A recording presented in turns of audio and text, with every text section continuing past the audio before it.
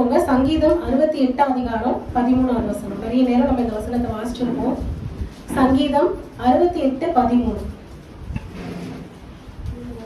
நீங்கள் அடுப்பின் அடியில் கிடந்தவர்களாய் இருந்தாலும் வெள்ளியால் அலங்கரிக்கப்பட்ட புறா சிறகுகள் போலவும் பசும்பொன் நிறமாகிய அதன் இறகுகளின் சாயலாகவும் இருப்பீர்கள் அப்படின்னு வேகம் சொல்லுதுல்ல. நீங்க பாத்தீங்கன்னா இன்னைக்கு நம்ம வசனம் பாத்தீங்கன்னா விமென்ஸ் டேக்காக நம்ம இன்னைக்கு பேச போறேன். நம்ம இதை குறித்து பார்க்கும்போது அடுப்பின் அடியில் கிடந்தவர்களா இருந்தாலும் நம்ம எப்படி இருப்போமா, அலங்கரிக்கப்பட்ட புறா சிறகுகள் போலவும் அதே மாதிரி அதன் சாயல் எப்படி இருக்குமா, பசும்பொன் சாயலாக இருப்பீர்கள் அப்படின்னு போட்டிருக்கு. ஸோ முன்னாடி எல்லாம் பாத்தீங்கன்னா இப்போ இருக்க மாதிரி நமக்கு கேஸ் அடுப்புலாம் கிடையாது இல்ல. அப்பெல்லாம் பாத்தீங்கன்னா கறி அடுப்பு அதுதான் இருக்கும். அப்ப நம்ம அடுப்புல வேலை செய்யறவங்க பாத்தீங்கன்னா எப்படி இருக்கும், அந்த கறி அந்த இடம் ஃபுல்லா அந்த கறி இருக்கும். அப்ப அவங்களோட ஃபேஸ்ல கையில காலில் எல்லாத்துலயுமே அந்த கறி பட்டிருக்கும் இல்ல. அதுதான் நம்ம இங்க பாக்குறோம். அப்படி நம்ம இருந்தாலும் நம்ம எப்படி ஆண்டவர் நம்மளை அலங்கரிச்சிருக்காராம், வெள்ளியால் அலங்கரிக்கப்பட்ட புறாச்சிறகுகள் போலவும் பசும்பொன் நிறமாகி அதன் இறகுகளின் சாயலாகவும் இருப்பீர்கள் அப்படின்னு போட்டிருக்கு. இந்த புறாவை நம்ம எடுத்துக்கிட்டோம்னா இன்னைக்கு நிறைய பொல்யூஷன் இருக்கு. எல்லா பேர்ட்ஸுமே பாத்தீங்கன்னா அந்த தூசியில துரும்புல அதுலதான் அது பறந்து போயிட்டு வருது இல்ல. ஆனா எப்பவுமே புறா என்ன பண்ணிட்டே இருக்கும், அதோடைய ரெக்கையை பாத்தீங்கன்னா என்ன பண்ணிட்டே இருக்கும், உதறிட்டே இருக்கும், கிளீன் பண்ணிக்கிட்டே இருக்கும். ஸோ எந்த ஒரு அழுக்கோ தூசியோ எதுவுமே அதோடைய ரெக்கையில படாதபடிக்கு அதை என்ன பண்ணும், அதை எப்பயுமே சுத்திகரிச்சுக்கிட்டே இருக்கிறத நம்ம பார்க்கிறோம். அதே மாதிரி நம்மள ஆண்டவர் எதுக்கு நிகரா நம்மள சொல்றாரு, பசும்பொன் நிறமாகி அதன் இறகுகளின் சாயலாய் இருப்பீர்கள் அப்படின்னு போட்டிருக்கு. அப்ப எப்படி நம்ம ஒரு பொண்ணை போல நம்மள ஆண்டவர் எப்படி நம்மள அதுக்கு கம்பேர் பண்ணி நம்மள சொல்றாரு அப்படிங்கறத தான் நம்ம இன்னைக்கு பார்க்க போறோம். ஸோ நம்ம பொண்ணு அப்படின்னு எடுத்துக்கிட்டாலே பாத்தீங்கன்னா நிறைய விஷயத்த அது குறிக்குது இல்ல. நீங்க பாத்தீங்கன்னா பியூரஸ்ட் மெட்டல் அப்படின்னு சொல்லலாம் இல்ல. ஒரு சுத்தமான ஒரு மெட்டல். அதுல இருக்க அந்த கலிங்கெல்லாம் என்ன பண்ணுவாங்க, அது எல்லாத்தையும் நீக்கினதுக்கு அப்புறம் தான் அதை நம்ம என்ன பண்ண முடியும், ஏதாவது ஒரு ஜுவல்லாவோ இல்ல ஏதாவது பொருளாவோ நம்மளால அதை செய்ய முடியும்ல. அப்போ ஒரு பியூரான ஒரு தங்கத்தை போல நம்ம இருக்கணும் அப்படின்னு சொல்லி ஆண்டவர் விரும்புகிறார். அதே மாதிரி பாத்தீங்கன்னா ஒரு மகிமையை குறிக்குது இல்ல. இன்னைக்கு பாத்தீங்கன்னா கோல்டு விற்கிற ரேட்டுக்கு அவ்வளோ வாங்க முடியுமா அப்படின்னு யோசிக்கிற நிலைமைக்கு இருக்கு இல்ல. இருக்க ஏறிக்கிட்டே போகுது. அப்ப அதோட வேல்யூ, அப்ப அந்த அளவுக்கு ஒரு மகிமை, அதோட வேல்யூவை நம்ம பாக்குறோம். அதே மாதிரி பாத்தீங்கன்னா பொன் வேற எதை குறிக்குது அப்படின்னு பாத்தீங்கன்னா ஆண்டவருடைய சமூகத்தை நம்ம சொல்லலாம். ஏன்னா பாத்தீங்கன்னா அன்னைக்கு ஆசிரியப்பு கூடாரத்தை செய்யும் போது அதுல உள்ள இருக்க எல்லா பாத்திரங்களும் எல்லாவற்றையும் எதனால செஞ்சாங்க, பொன்னினால செஞ்சாங்கல்ல. அதை நம்ம தேவனுடைய சமூகத்துக்கு நம்ம அடையாளமா நம்ம அதை பார்க்க முடியுது. அதே மாதிரி பாத்தீங்கன்னா அந்த பொன் எதை குறிக்குது, இப்போ ஒரு ராஜா அப்படின்னா என்ன பண்ணிருப்பாங்க, அவங்க பொன்னினால கிரீடத்தை போட்டிருப்பாங்கல்ல. ஒரு ராணி அப்படின்னாலும் தங்கத்தினால ஆன ஒரு கிரீடத்தை அணிஞ்சிருப்பாங்க. அதே மாதிரி அந்த ஒரு ராஜா ராணி அப்படிங்கிற ஒரு அங்கீகாரம் அப்படி இல்லாட்டினா ஒரு உரிமை அதை குறிக்குது இந்த பொண்ணு அப்படிங்கிறதுல. இப்போ நம்ம நார்மலா இப்போ யாருக்காவது கல்யாணம் நிச்சயம் பண்றாங்க, என்கேஜ்மெண்ட் பண்றாங்க அப்படின்னா என்ன பண்ணுவாங்க, கோல்டுல மோதிரத்தை செஞ்சு என்ன பண்ணுவாங்க, அதை நிச்சயம் பண்றதுக்கு அவங்க என்ன பண்ணுவாங்க, அந்த உரிமையை அதை கொடுக்கறதுக்காக அதை ரெப்ரசென்ட் பண்றாங்க. ஸோ இதை மாதிரி நம்ம 4 காரியங்கள் இன்னைக்கு பார்க்க போறோம். ஸோ நம்ம எப்படி தெய்வன் நம்மள அதுக்கு அடையாளமா நம்மள வச்சிருக்காரு அப்படிங்கிறத நம்ம பார்க்க போறோம்.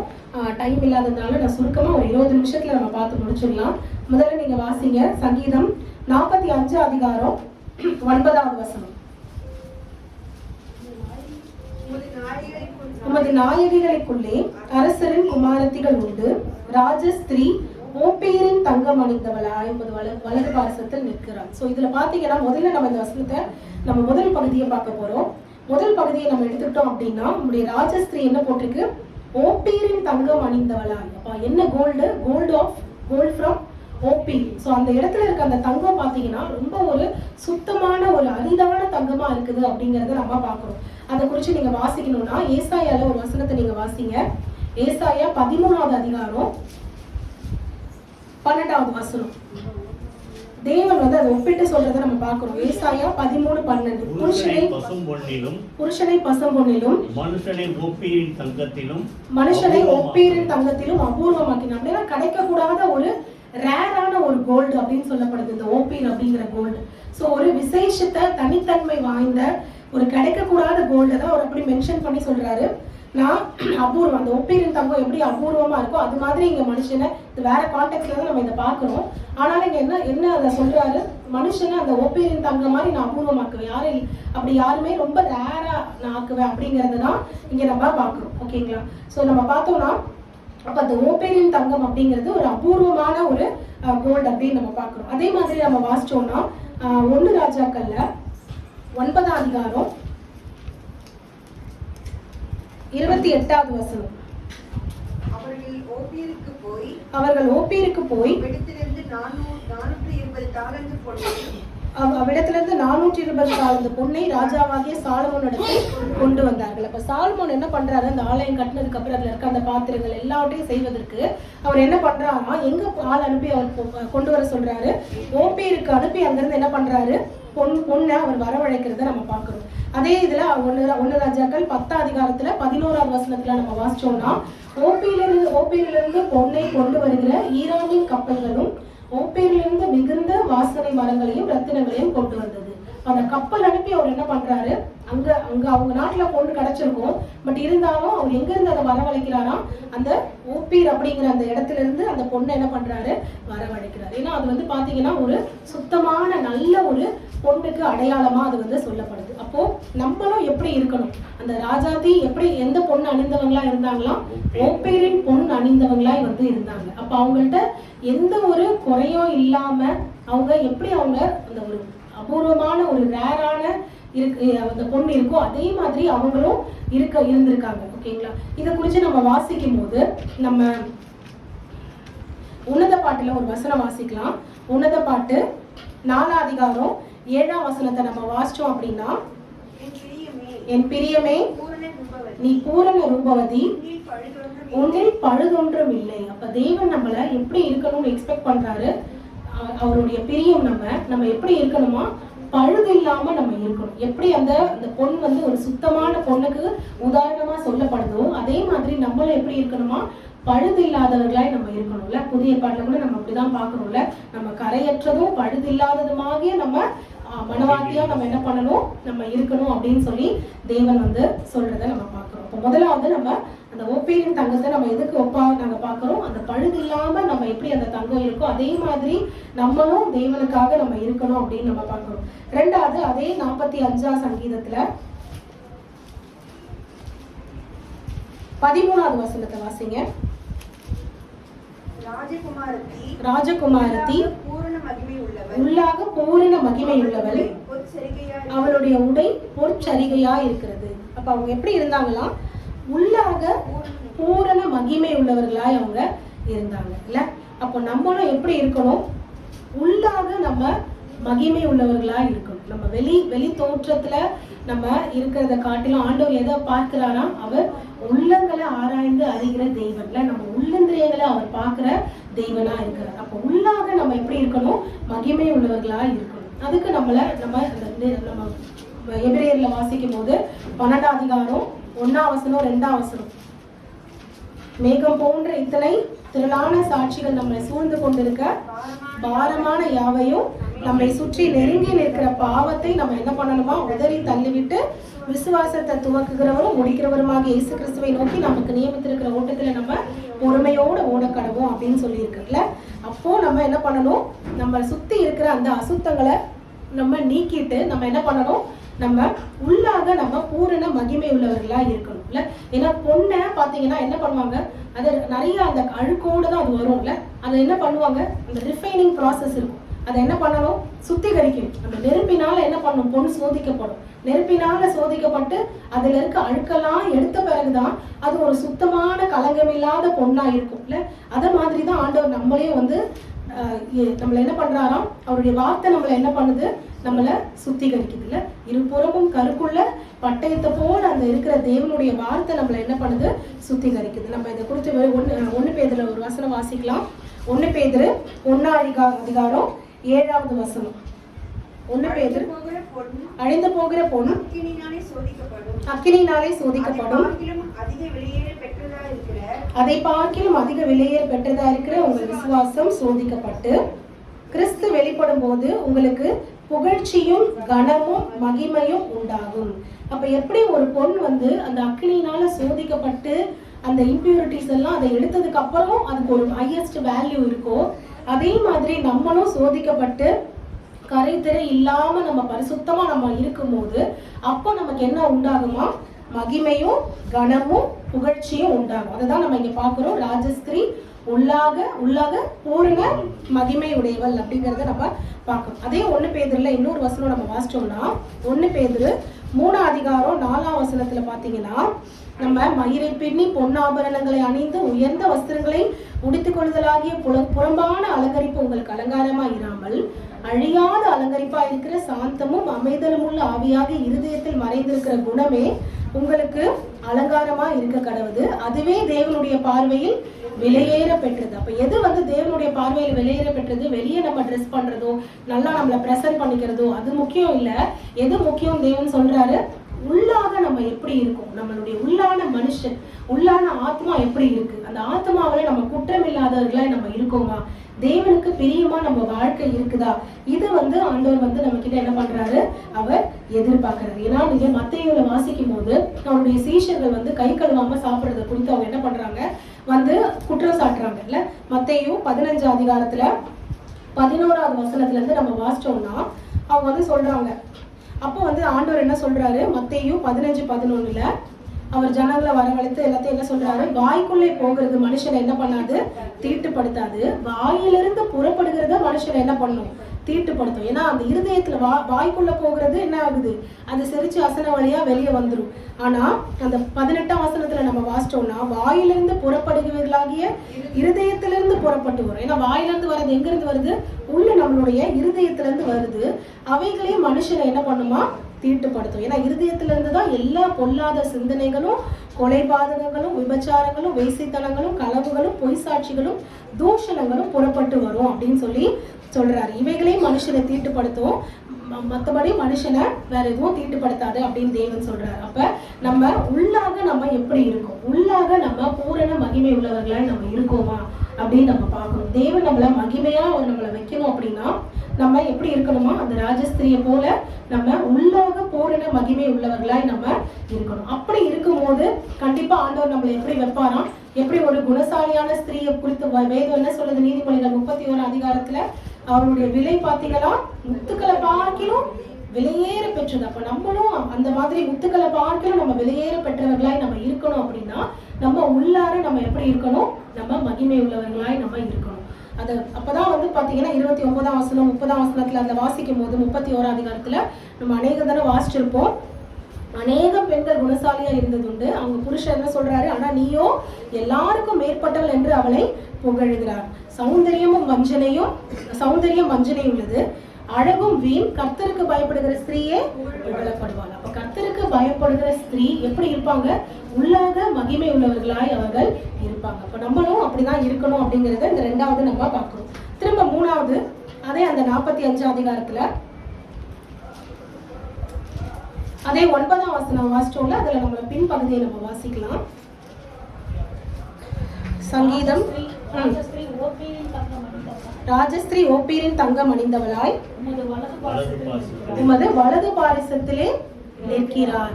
நம்ம முதல்ல ராஜஸ்திரீ ஓப்பீரின் தங்கம் அணிந்தவளாய் நம்ம பார்த்தோம். இப்ப வந்து அந்த ஓப்பீரின் தங்கம் அணிந்தவளாய் எங்க நிக்கிறாங்க, அவங்க தேவனுடைய வலது பாரிசத்துல நிக்கிறாங்க. அப்போ நம்மளும் என்ன பண்ணணும், தேவனுடைய அந்த சமூகத்துல நம்ம இருக்கவங்களா இருக்கணும். ஏன்னா தேவனுடைய சமூகத்துல நம்ம இருக்கணும் அப்படிங்கறத நம்ம பார்க்கணும். இங்க பாத்தீங்கன்னா அந்த நான் சொன்ன போது அந்த தங்கம்ங்கிறது அந்த தேவனுடைய சமூகத்தை அடையாளமா நம்ம பார்க்கிறோம். ஏன்னா நீங்க பாத்தீங்கன்னா யாத்ராகமத்துல ஒரு வசனம் நம்ம வாசிப்போம். யாத்ராகமம் 28 அதிகாரத்துல ஆண்டவர் வந்து சொல்றாரு, இந்த ஆசாரியர்கள் எப்படிலாம் வந்து ட்ரெஸ் பண்ணியிருக்கணும் அப்படிங்கிறத சொல்லும் போது 28 அதிகாரம் 36வது வசனத்தை வாசிங்க. பசும் பொன்னினால் ஒரு பட்டத்தை பண்ணி கர்த்தருக்கு பரிசுத்தம் என்று அதிலே முத்திரை வெட்டாக வெட்டி அதை என்ன பண்றாங்க, அந்த முகப்பிலே அவங்க கட்டணும் அப்படின்னு நம்ம பார்க்கணும். அப்ப அந்த அந்த ஆசாரியர் எதை அணிஞ்சிருக்கணுமா, அந்த கர்த்தருக்கு அந்த பொன்னினால செஞ்ச அந்த தகட்டை என்ன பண்ணணும், போட்டிருக்கணும் அப்படின்னு நம்ம பார்க்கணும் தேவ சமூகத்துக்கு போகும்போது. அதே மாதிரி நம்ம வாசிச்சோம்னா 1 ராஜாக்கள்ல 6ஆம் அதிகாரம் 20ஆம் வசனம். 1 ராஜாக்கள்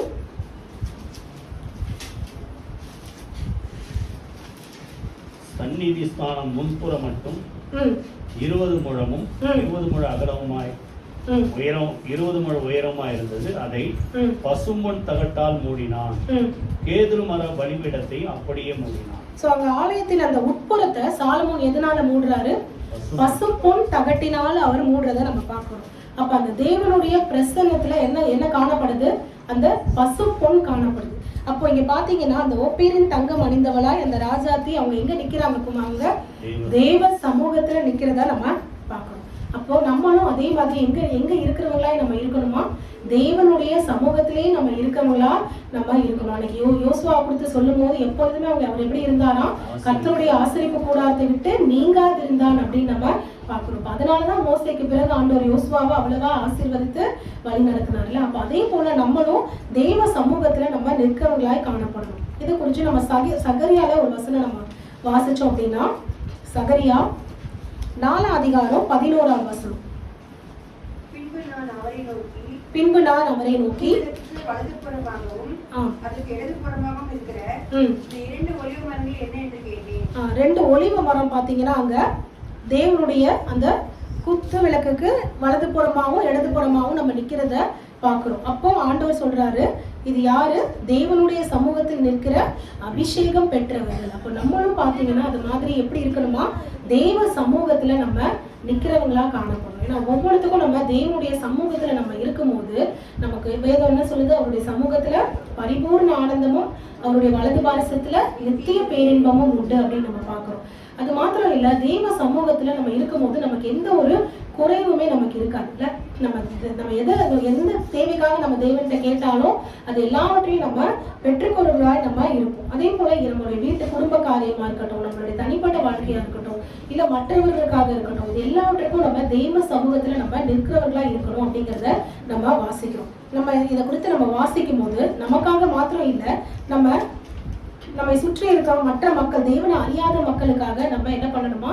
திறப்பிலே நம்ம தெய்வ சமூகத்துல நிற்கிறவர்களாகவும் நம்ம இருக்கணும் அப்படின்னு தேவன் சொல்றாரு. எசேக்கியேல் 22ஆம் அதிகாரம் 30வது வசனத்தை நம்ம வாசிச்சோம் அப்படின்னா, எசேக்கியேல் 22:30, நான் தேசத்தை அழிக்காதபடிக்கு திறப்பிலே நிற்கவும் சுவரை அடைக்கவும் தக்கதாக ஒரு மனுஷனை தேடினேன், ஒருவனையும் காணேன் அப்படின்னு வேதம் சொல்லுது. அப்போ ஏதாவது ஒரு பிரச்சனை வரும்போதோ இல்ல தேவனும் அறியாத அந்த ஜனங்கள் ரட்சிப்படையணும், அவங்க மீட்கப்படணும் அப்படின்னு தேவன்கிட்ட நின்று மன்றாடத்தக்கதாக திறப்பிலே நிற்கிறதுக்காக ஆண்டவர் என்ன பண்றாரா? மனுஷங்களை தேடுறாரு. அப்படி நான் தேடுனேன் ஆனா யாரையுமே காணும் அப்படின்னு சொல்லி ஆண்டவர் சொல்றதை நம்ம பார்க்கிறோம். அப்படி நம்ம இல்லாதபடிக்கு நம்ம எப்படி இருக்கணுமா? நம்ம தேசத்துக்காகவும் நம்மளை சுத்தி இருக்கவங்களுக்காகவும் திறப்பிலே நம்ம நிக்கிறவங்களா இருக்கணும். ஏன்னா இதை குறித்து நம்ம வாசிக்கும் போது நம்ம எஸ்தர் ராஜாத்தையே நம்ம உதாரணமா எடுத்துக்கலாம்ல. ஏன்னா எஸ்தர் புஸ்தகத்துல நீங்க பாத்தீங்கன்னா 4ஆம் அதிகாரத்துல ஒரு கட்டளையை இந்த ஆமான் என்ன பண்றாரு? அகாஸ்வேரு ராஜாவை போட வைக்கிறாரு. என்ன கட்டளை? எந்த மொத்த யூத ஜனங்களையும் என்ன பண்ணணும்? அந்த குலத்தையும் அழிக்கணும் அப்படின்னு சொல்லி ஒரு கட்டளைய பிறப்பிக்க வைக்கிறாரு. அப்போ மொர்தெகாய் என்ன பண்றாரு? அவர் எஸ்தர் ராஜாத்திக்கு அதை தெரியப்படுத்துறாரு. தெரியப்படுத்தும் போது எஸ்தர் ராஜாத்தி முதல்ல என்ன பண்றாங்க? அவங்க ரொம்ப பயப்படுறாங்க. ஏன்னா பாத்தீங்கன்னா ராஜ சமூகத்துல ராஜா கூப்பிடாம போய் நின்னா அவங்க ராஜாவுடைய கண்களை தயவு கிடைக்கலன்னா ராஜா அந்த என்ன ஒரு ரூல் இருந்ததுன்னா அவங்கள கொலை பண்ற அளவுக்கு என்ன இருந்தது? ஒரு சட்டம் இருந்தது. அப்ப அதை சொல்லும் போது மொர்தெகாய் என்ன சொல்றாரு? நீ இன்னைக்கு அந்த அரண்மனையில் இருக்கிறதுனால நீ மட்டும் தப்பு வைத்துக்கலாம் நீ நினைக்காத. உன்னுடைய ஜனங்கள் எப்படி இருக்காங்க? அந்த அழிவுல இருக்காங்க. அப்ப அவங்கள காப்பாத்துற அந்த பொறுப்பு உனக்கு இருக்கு. ஏன்னா அதனாலதான் ஒருவேளை உன்னை தேவன் என்ன பண்ணிருப்பாரு? ராஜாத்தையும் அபிஷேகம் பண்ணியிருக்காரோ என்னவோ. நீ இன்னைக்கு ஹெல்ப் பண்ணலன்னா எங்க இருந்தாலும் அவங்களுக்கு ரட்சிப்பு வரும். ஆனா உன் மூலமா வந்தா அது உன்னுடைய குடும்பம் ஆசீர்வதிக்கப்படும் அப்படின்னு சொல்லும் போது இவங்க என்ன பண்றாங்க? 3 நாள் எல்லாரும் உபவாசம் இருங்க அப்படின்னு சொல்லி அவங்களும் என்ன பண்றாங்க? உபவாசம் இருந்து என்ன பண்றாங்க? ராஜ சமூகத்துல நிக்கிறாங்க. அப்ப ராஜா கேட்கும் போது அவங்க என்ன பண்றாங்க? நீங்க என்னுடைய விருந்துக்கு வரணும் அப்படின்னு சொல்லி அவங்க என்ன பண்றாங்க? ராஜா கிட்ட சொல்றாங்க. உடனே ராஜாவும் என்ன பண்றாரு? அந்த விருந்துக்கு போறாரு. நல்லா விருந்து பண்ணிட்டு அப்பவே அவங்க நினைச்சா அதை கேட்டிருக்கலாம்ல. ஆனா அவங்க பாருங்க எவ்வளவு ஞானமா அவங்களுக்கு ஞானத்தை தேவன் கொடுத்திருக்காரு. அவங்க அப்ப என்ன பண்ணல? அதை கேட்கல. ஏன்னா அப்பவே அவங்க கேட்டிருந்தா ராஜா என்ன நினைச்சிருப்பாரு, அப்ப இதுக்காக தான் நீ என்னை கூப்பிட்டு என்ன பண்ணிருக்க, விருந்து பண்ணியிருக்கேன். இன்னைக்கு கூட நம்ம நிறைய நேரம் என்ன பண்ணுவோம், ஏதாவது நல்லதா நம்ம பண்ணிட்டு நம்ம என்ன பண்ணுவோம், ஏதாவது ஒண்ணு நம்ம கேட்கணும்னு நினைச்சா என்ன பண்ணுவோம், அம்மா அப்பாவை ஐஸ் வைக்கிறதுக்கோ இல்ல உங்களோட ஹஸ்பண்டையோ இல்ல ஒய்ஃபையோ ஐஸ் வைக்கிறதுக்கோ அவங்களுக்கு பிடிச்சதெல்லாம் நம்ம செய்வோம்ல. அப்ப செஞ்சுட்டு இது ஏதாவது அவங்க சந்தோஷமா இருக்கும்போது நம்ம கேட்கும் போது அவங்க அப்ப இதுக்குதான் நீ அப்ப பண்ணியிருக்கேன் அப்படின்னு சொல்லுவாங்கல்ல. ஆனா அவங்க என்ன பண்றாங்களாம், முதல் பாட்டி விருந்து வச்சுட்டு அவங்க எதையுமே கேட்கல. அவங்க ராஜா கேட்கும் போது நீ ராஜ்யத்துல பாதியை கேட்டா கூட உனக்கு கொடுத்துடுறேன் அப்படின்னா அவங்க எதை சூஸ் பண்ணல. எவ்வளவு ஒரு பவர் இல்ல அது. அவங்க அந்த நேரத்துல அந்த ராஜ்யத்துல இருக்க பாதி ராஜ்யம் எனக்கு கொடுங்கன்னு அவங்க கேட்டிருந்தா ராஜா வாக்கு கொடுத்தா என்ன பண்ணி தான் ஆகணும், அந்த வாக்கை காப்பாத்தி தான் ஆகணும். அப்ப ராஜாக்கு ஈக்குவலா இவங்க என்ன பண்ணிருப்பாங்க, ஒரு பவர்ல இருந்திருப்பாங்கல்ல. பாதி ராஜ்யம் அவங்களுக்கு கிடைச்சிருக்கும். ஆனா அவங்க என்ன பண்ணல, அதை சூஸ் பண்ணல. அவங்க எதை சூஸ் பண்ணாங்க, அவங்களுடைய மக்களுடைய அந்த அந்த அவங்க மக்களுடைய ரட்சிப்பை அவங்க என்ன பண்ணாங்க, சூஸ் பண்ணாங்க. அவங்க என்ன பண்றாங்க, இல்ல நான் இன்னொரு நாள் விருந்து பண்றேன், நீங்க அந்த விருந்துக்கும் வரணும் அப்படின்னு போது அப்ப ராஜாவுடைய இருதயம் எவ்வளவு ஒரு குளிர்ந்திருக்கும்ல. சார் என்னடா இது, ஏற்கனவே ஒரு விருந்து பண்ணி நல்லா நமக்கு விருந்து கொடுத்துருக்காங்க, இது இல்லாம இன்னொரு விருந்துக்கு வேற நம்மள என்ன பண்றாங்க, கூப்பிடுறாங்க அப்படின்னு சந்தோஷமா, ரொம்ப சந்தோஷமா ராஜா என்ன பண்ணுவாரு, அந்த விருந்துக்கு வந்திருப்பார். அப்ப என்ன சொல்றாங்க, என்னுடைய குலம் என்ன பண்ணணும், காப்பாற்றப்படணும். இந்த மாதிரி ஒரு அழிக்கிறதுக்கு இந்த மாதிரி ஒரு சதி வேலை நடந்திருக்கு அப்படின்னு சொல்லும் போது ராஜா யார் அப்படிப்பட்ட ஒரு சதி வேலையை பண்ணதுன்னும் போது இந்த துஷ்டனாகிய ஆமான் அப்படின்னு சொல்லி அவங்க சொல்லும் போது அந்த கட்டளை ஆண்டவர் என்ன பண்றது, ராஜா என்ன பண்றாரு, உடனே அந்த கட்டளைய மாத்துறதை நம்ம பாக்குறோம். அப்ப அந்த மக்களுக்காக யார் போய் ராஜ சமூகத்துல நின்னது, உபவாசத்தோட போய் யார் போய் ராஜ சமூகத்துல நின்னது, எஸ்தர் ராஜாத்தி போய் அந்த மக்களுக்காக ராஜாவுடைய சமூகத்துல நின்றுருக்காங்க. அப்ப அதே மாதிரிதான் தேவன் எனக்கு என்ன எக்ஸ்பெக்ட் பண்றாரு, நம்மளும் நம்மளுடைய குடும்பத்துக்காகவும் நம்மளை சுத்தி இருக்கவங்களுக்காகவும் நம்மளுடைய தேசத்துக்காகவும் நம்ம எங்க நிக்கணும், திறப்பின் வாசல்ல நம்ம என்ன பண்ணணும், ஆண்டவருடைய சமூகத்துல நம்ம நிக்கிறவங்களா நம்ம இருக்கணும். அதுதான் ஆண்டவர் நம்மள்ட்ட எக்ஸ்பெக்ட் பண்றதை நம்ம பார்க்கிறோம். நம்ம 4வது கடைசியா நம்ம பார்க்கலாம். ஆதியாகமம் 24 அதிகாரம் 22வது வசனம். ஆதியாகமம் 24 அதிகாரம் 22வது வசனம். இதை குறித்து நம்ம வாசிக்கும் போது நம்ம எல்லாருக்கும் தெரியும், எலியேசர் என்ன பண்றாரு, ஈசாக்குக்கு பெண் பார்க்கறதுக்காக என்ன பண்றாரு, அந்த லாபானுடைய ஆபிரகாமுடைய அந்த சொந்த ஊருக்கு என்ன பண்றாரு, வருகிறத நம்ம பாக்குறோம். அப்ப ரெபேக்காள் என்ன பண்றாங்க, தண்ணி கொடுத்து, ஒட்டகங்களுக்கும் தண்ணி கொடுத்து என்ன பண்றாங்க, அவர் கேட்டது எல்லாத்தையும் பண்றாங்க.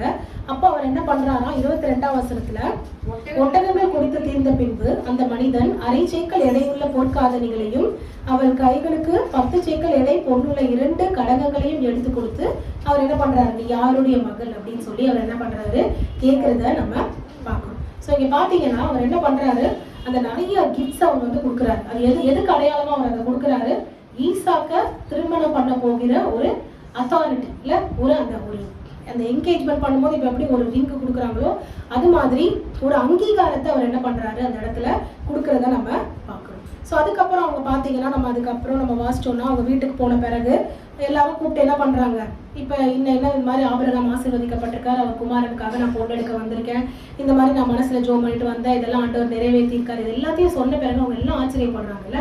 இப்போ எலியேசர் சொல்றாரு, என்ன சொல்றாரு, நான் இப்போ உடனே கர்த்தர் வாய்க்க பண்ணியிருக்காரு என் பிரயாணத்தை, அதனால நீங்க என்ன பண்ணணும், உடனே என்ன பண்ணணும், என்னுடைய ஊருக்கு நீங்க அனுப்பி விடணும் அப்படின்னு சொல்லும் போது, ரெபேக்காளை நான் கூட்டிட்டு போகணும் அப்படின்னு கேட்கும் போது அவங்க எல்லாம் என்ன சொல்றாங்க, நீங்க உடனே எப்படி கூட்டிட்டு போறது, கொஞ்ச நாள் 10 நாளாவது நீங்க என்ன பண்ணுங்க, இருந்து போங்க அப்படின்னு சொல்லி கேட்கும் போது அப்ப அவர் சொல்றாரு, நீங்க பிரயாணத்தை தாமதப்படுத்தாதீங்க, தேவன் வாய்க்க பண்ணிருக்க அப்படின்னும் போது அவங்க என்ன சொல்றாங்க, அப்ப நீங்க பொண்ணையே கேளுங்க, அவங்க வர்றதுன்னா ஓகே அப்படின்னும் போது அவங்க என்ன பண்றாங்க, ரெபேக்காள்கிட்ட கேட்கறாங்க. அவங்க உடனே என்ன பண்றாங்களா, அவங்க சம்மதம் சொல்றதை நம்ம பார்க்கிறோம். நீங்க பாத்தீங்கன்னா யாரா இருந்தாலும் எல்லாருக்குமே இமீடியட்டா ஒரு இடத்துக்கு ஒருத்தவங்க கூப்பிடுறாங்க அப்படின்னா அவங்க இருக்கிறது எல்லாத்தையும் விட்டுட்டு, அவங்க வளர்ந்த இடத்தை விட்டுட்டு, அவங்க அப்பா அம்மாவை விட்டுட்டு, எதுவுமே சொல்லாம தெரியாத ஒருத்தருக்காக அவங்க என்ன பண்றாங்க, எல்லாத்தையும் விட்டுட்டு கிளம்பி போறதை நம்ம பார்க்கிறோம். ஸோ இதை நம்ம இந்த 45வது சங்கீதத்துக்குள்ள நம்ம ரிலேட் பண்ணோம் அப்படின்னா 45வது சங்கீதத்துல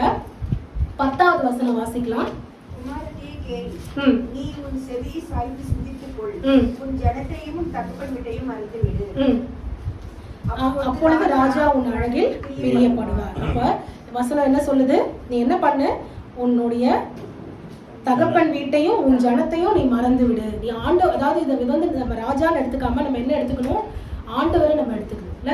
அப்ப அப்ப நம்ம எங்க இருந்தோமோ, நம்மளுடைய பழைய வாழ்க்கையா இருக்கட்டும், பழைய காரியங்களா இருக்கட்டும், அது எல்லாத்தையும் விட்டுட்டு என்ன பண்ணணும், நம்ம ஆண்டவர்கிட்ட வரணும். அதே மாதிரி ஆண்டவர் கூப்பிடும் போது நம்ம என்ன பண்ணணும், வர்றதுக்கு நம்ம ரெடியா இருக்கணும். இந்த 2 விஷயத்த நம்ம இதுல பார்க்க போறோம். ஏன்னா பாத்தீங்கன்னா நம்ம ஆண்டவர் எப்ப வருவான்னு நமக்கு தெரியாதுல்ல. அப்ப நம்ம எல்லாரும் வந்து மனவாட்டியாகிய சபை எப்படி இருக்கணும்னு போட்டிருக்கு. நம்ம அவர் வருகைக்காக நம்ம காத்துக்கிட்டு இருக்கணும், நம்ம ஆயத்தமா இருக்கணும். ஏன்னா பாத்தீங்கன்னா அந்த 10 கன்னிகைகளை குறித்து பார்க்கும்போது 5 பேர் புத்தியுள்ள கன்னிகைகள் என்ன பண்ணாங்க, மணவாளனுடைய வருகைக்காக அவங்க ஆயத்தமா இருக்கிறத நம்ம பார்க்கிறோம். அவங்க என்ன பண்றாங்க, அந்த தீவெட்டி எடுத்துட்டு வந்தது இல்லாம அவங்க என்ன பண்ணிருக்காங்க, அது கூட எண்ணெயும் சேர்த்து எடுத்துட்டு வந்திருக்காங்கல்ல. அப்ப திடீர்னு அது காலி ஆயிடுச்சு, அதுல இருக்க எண்ணெய் காலி ஆயிடுச்சுன்னா அதுக்கப்புறம் எனக்கு அந்த ஸ்பேருக்கு ஆயில் வேணும்னு அவங்க என்ன பண்ணிருக்காங்க, எடுத்துட்டு வந்திருக்காங்க. ஆனா இந்த புத்தி இல்லாத கன்னிகைகள் என்ன பண்ணிருக்காங்க, வெறும் அந்த எரியிற தீவெட்டி மட்டும் எனக்கு இப்போதைக்கு போதும், அதுக்கப்புறம் அவங்க என்ன பண்ணல, ரெடியா இருக்கிறதுக்காக அந்த எண்ணெயை அவங்க கொண்டு வரல. அப்ப அது மாதிரி நம்ம என்ன பண்ணக்கூடாது, நம்ம இருக்கக்கூடாது. இந்த ரெபேக்கால் எப்படி அவங்க சொன்ன உடனே எந்த ஒரு உத்தரவும் சொல்லாம அவங்க என்ன பண்ணாங்க, ஈசாக்குக்காக அவங்க கிளம்பி போகிறத நம்ம பார்க்கிறோம்.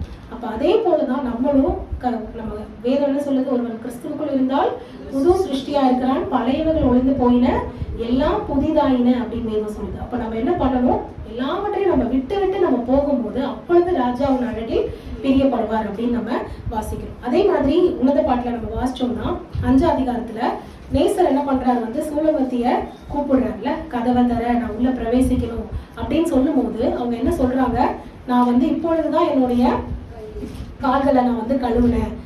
நீங்க அதை வாசிங்க, உன்னத பாட்டு 5ஆம் அதிகாரம் 3வது வசனம். என் வஸ்திரத்தை கழற்றி போட்டேன், நான் எப்படி அதை திரும்ப உடுப்பேன், என் பாதங்களை கழுவினேன், நான் எப்படி அவைகளை திரும்ப அழுக்காக்குவேன் அப்படின்னு சொல்லி அவங்க என்ன பண்றாங்க, இப்பதான் நான் வந்து பாதங்களை கழுவிட்டு வந்தேன், திரும்பி நான் எப்படி வர்றது அப்படின்னு அவங்க என்ன பண்ணல, உடனே என்ன பண்ணலையா, அவங்க ஆண்டவர் கூப்பிட்ட உடனே வரல. உடனே வராம அவங்க என்ன பண்றாங்க, தாமதப்படுத்துறாங்க. தாமதப்படுத்தினதுக்கு அப்புறம் பாத்தீங்கன்னா நேசர் என்ன பண்றாரு, அந்த துவாரத்தின் வழியாக அவருடைய கரத்தை நீட்டினார். அப்போ பாத்தீங்கன்னா அவருடைய உள்ள என்ன ஆகுது, பொங்குகிறத நம்ம பார்க்கிறோம். அதுக்கப்புறம் அவங்க என்ன பண்றாங்க, நேசருக்காக கதவை திறக்கிறதுக்கு ஓடி வராங்க.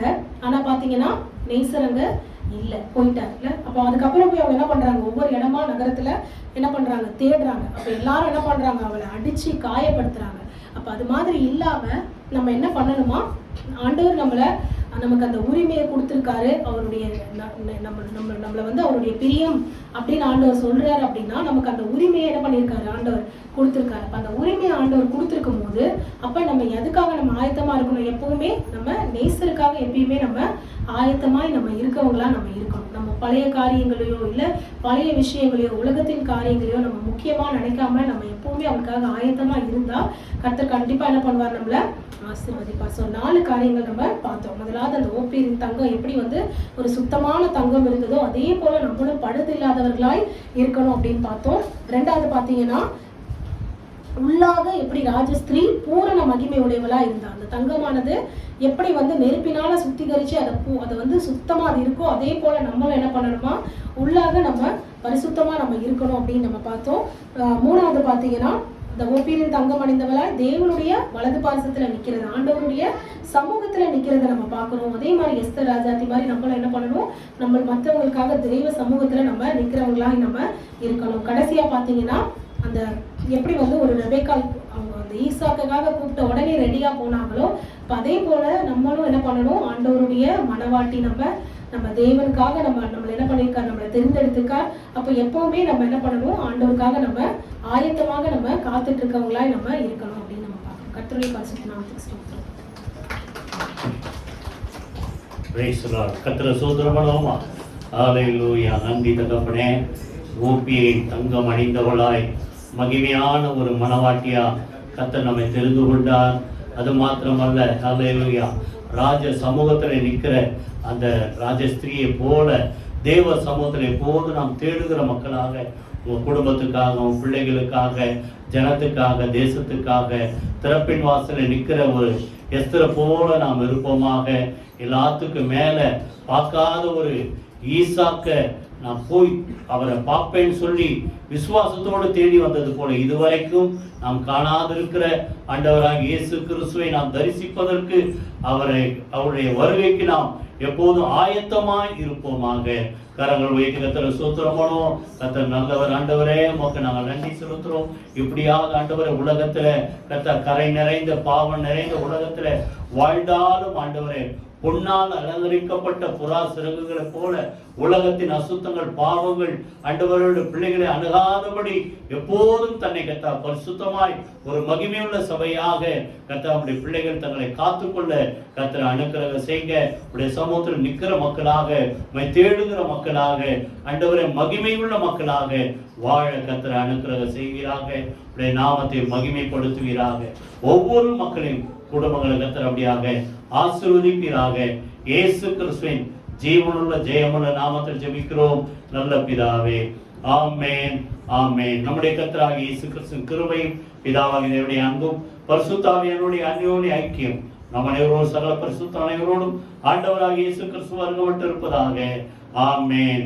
என் ஆத்துமாவே கர்த்தரை ஸ்தோத்திரி, என் முழுவதுமே என்னுடைய பரிசுத்த நாமத்தை ஸ்தோத்திரி. என் ஆத்துமாவே கர்த்தரை ஸ்தோத்திரி, அவர் செய்த சகல உபகாரங்களை மறவாதே.